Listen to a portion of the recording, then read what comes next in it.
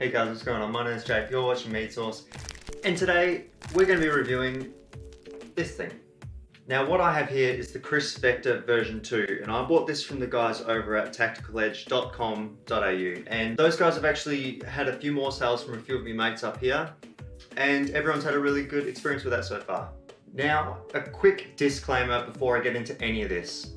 Guys, don't be a dickhead. That's my best advice that I could possibly give about these things. As it stands, it looks like these things are probably going to be made illegal within Australia because there's a couple of wankers out there that have decided to use these inappropriately and walk around with them in public.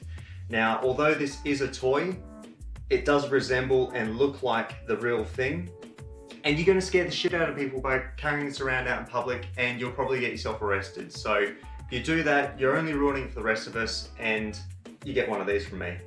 Now, let's get into the features. This thing is magazine fed, which means that there is no need to manual load. You just load this thing up full of all your gel balls, and the rest is operated by the gel blaster itself. This blaster comes with multiple attachments that are removable through the rail system that it has. Easy enough to put on, take on and off. It has an integrated safety switch, just like any blaster should, to prevent you from accidentally misfiring the trigger. It has a foldable buttstock, which is just to make it easier to transport. The magazine is high capacity. Can't say exactly how many will fit in there, but a fair shitload. The shell is made out of nylon, which is a really, really big feature about this, which means it is durable as hell, as well as the gearing system is also made out of nylon, which is a really big thing when it comes to longevity of how long this thing's going to last you in the long run. Included in the pack was this gel blaster itself, you would hope, the magazine, removable scope, laser and torch.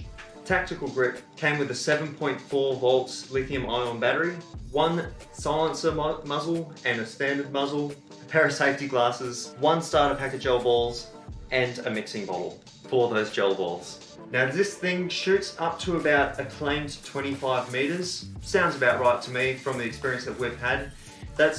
Its effective range, I'd probably say between 15 and 20 meters, and then anything beyond that, you're going to start seeing something similar to paintballing if you've ever been before, where you'll basically see the ball curve as you're shooting kind of thing. So you start losing a lot of accuracy beyond 25 meters. And the ammo size is 7 to 8 millimeters. Now, what did I love about this gel blaster? What I really enjoyed is basically the look, the feel, and the weight of it in overall. I mean, as you can see, it looks pretty sweet. Well, in my opinion, it does anyway. It's heavy enough that it doesn't feel like it's just going to break into a million pieces upon one drop. It has some punch to it. Now, I wouldn't recommend this to anybody, and please, for the love of God, don't. But for science, I let somebody shoot me, and it hurt quite a bit. It leaves pretty much a smaller welt than what a paintball would. Shoots hard enough to shoot through paper and crack a small plastic bottle. I really, really enjoy the customizability about this thing. The fact that you can take off the holographic sights and just go with the iron sights. You can take off your laser sight and your torch, and you can even change the muzzle. I think it's just a really cool touch that they included all these accessories in the pack, and you can make it look however you want it to look. And lastly, on this sight, it is in fact fake. However, when you've paired it with the laser sight, the red dot laser sight, you can emulate what would be, I guess, a real holographic sight, and it does in fact increase your accuracy by quite a decent amount, in my experience at least. So I really enjoy that, even though it's fake, it's pretty cool. Now, to what I don't like about this gel blaster right here is on those attachments, again, they kind of feel a little bit cheap.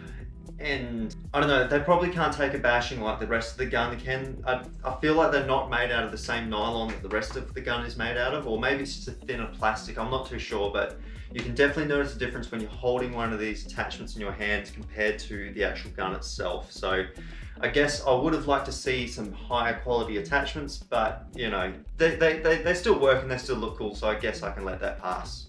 The loading mechanism itself, this little pull lever here, it feels somewhat flimsy in the sense that I feel like if you pulled it back too hard, you could quite possibly snap that off, so it's probably something to be aware of if you're going to use this blaster.